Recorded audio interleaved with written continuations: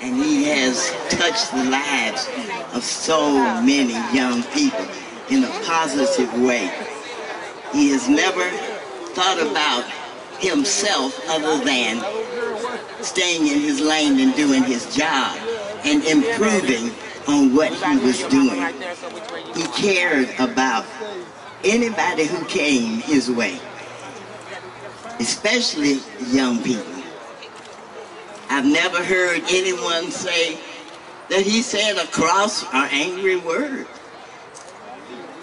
Really? He's always been cool.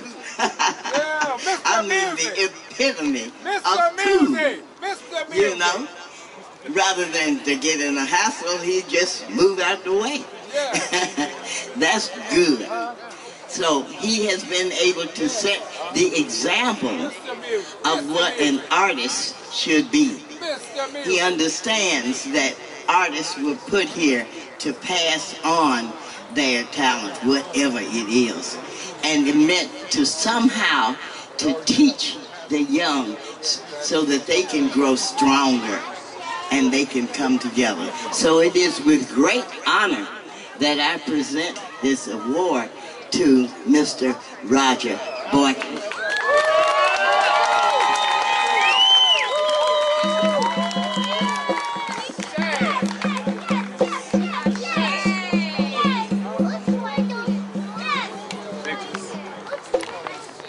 Of course, I don't feel like I deserve, but I'll take it.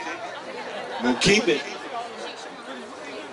Oh, do I have to read it? It says, the 2014 Naturally Isis Natural Hair Parade and Festival presents the Irma P. Hall Living Legend Award to Roger Boykin. Mr. Soul Tex, the soul of Texas. We honor you as an educator, pioneer, and musical genius. Thank you for your brilliance and your magnificent contribution to the next generation. Most of all, thank you for making Dallas funky. Hey. And I have to also thank my teachers who taught me how to read, and my eye doctor. Anyway, no, it's really an honor, especially to receive an award here in the hood, where I grew up, within walking distance from here. So, thank you very much, Isis, and everybody else, and you too, Irma Hall, my dear Irma Hall. Thank you, and Shaggy Ducky. Quack, quack. Quack, quack. Okay, once again, get up for living legend Roger Boykin, right here in the community, receiving that award from another living legend, Soul Food, with Irma P. Hall. Thank you, darling. You know, I'm just so happy to be here. I was happy to wake up this morning. I'm happy for every day I'm looking down at the ground and not up at it. And I continue to grow. There are happy things that come in my life and there are sad things that come in my life. And I feel an obligation to continue to instruct our young people. Now, instruction is not like down to you, but across to you, because you don't live to be 79 years old unless you learn something. At least you learn how to survive that long. And my job is to try to pass it on. Now, the reason I'm dressed as I am today is because I'm trying to represent total Africa. Amen. Our ancestors are alive. I just got through telling the young lady that. They live in us. Every inch of skin, every drop of blood. You are, in fact, your mother and father. They were their mothers and fathers. And it goes all the way back to Adam and Eve. Sometimes our ancestors are talking to us and we don't listen because we are too caught up with what's going on today, with what's coming in the future, with how the world looks today, and we forget. I have put together a collage of poems that I wrote back in the 70s, and they are still true today. They shouldn't be. We ought to have it together. Come on now. Not talk about getting it together. There's a diaspora. There's us all over the world. We are not alone. Everybody is watching right now us because we are living in America. But we can listen to our ancestors.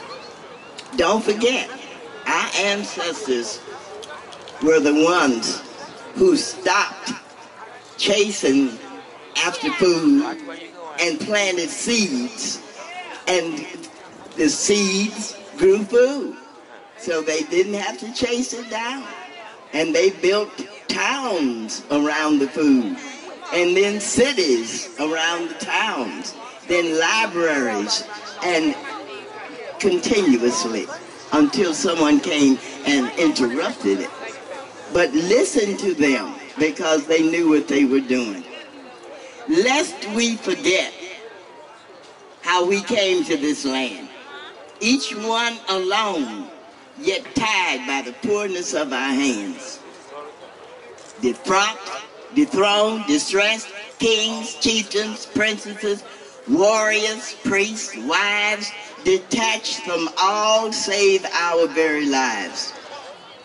But even in our darkest times, lying in filth and decay, the wise men said we must love one another. We must love one another. We must love one another. Well, we are a people of love. Had we been a violent people, you could not have captured us, for violence is always on guard. And had we been a vicious people, you could not so survive, for viciousness destroys.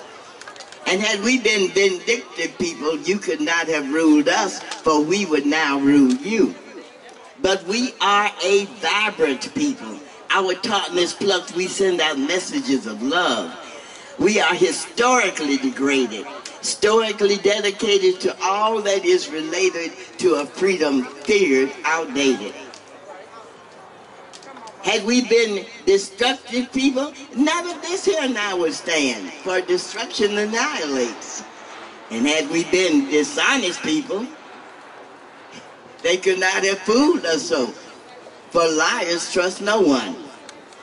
But we are a prideful people, mighty tired and sore disgusted, our sword sheathed but still not rusted, to guard a peace to us entrusted. And we are an Afro people, with dignity we stand, and we are dedicated to the pride of the black man, for the black man is, after all, a man. He does not seek to rule this land. All he does is extend his hand. To do his part is all he planned. Complete opportunity is his demand, and this is why he clenches his hand. He stood all the abuse that a man can withstand, has fought and defended on shores and inland, has sung loud America's praises in streets and grandstands, has marked with his sweat each part of this land. And just as a father must take his hand when his erring child he must take in hand, the black man with love chastises this land. He wants all America to understand that he too wants her to be proud and grand, to be truly respected from sea to sand. And his heart is filled with love for his land. Now, freedom for all is the thing that was planned. This freedom, in fact, is the black man's demand. For the black man is, after all, a man. Yes. Black men may still die, as they've done before. And widows' wreaths may hang again upon black women's doors. And little black children may still grow old way beyond their years. And old black folk peer blur-eyed through forgotten youthful tears. But give up freedom? Never! We will fight on forever. We pledge our Afro-American might. Let the old drums speak throughout the night. With Afro-American goals in sight, we fight for justice, truth, and right.